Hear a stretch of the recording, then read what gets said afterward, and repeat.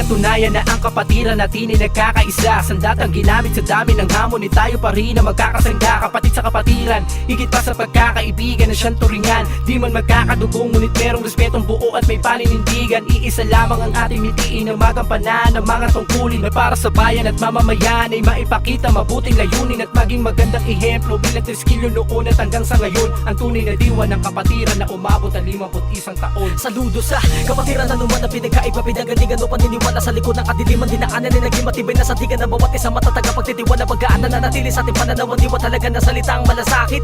Nagitunay na kahulugan na dahilan kung bakit matatagan umandamin ng pasakit kabalikatang mga kapatid na di pababayaan. Tulungan natin pinapairal sa ngalan ng kapatiran ng isang lakas sa pamamagitan ng mabuting mga aral. Ito ang pinakamaiging paraan at pinakamagandang halimbawa pinakita natin ang tanging patunay na ang tauga mapi ay kapatiran nagkakaisa. Isang hakbang patungo sa kinabukasan mo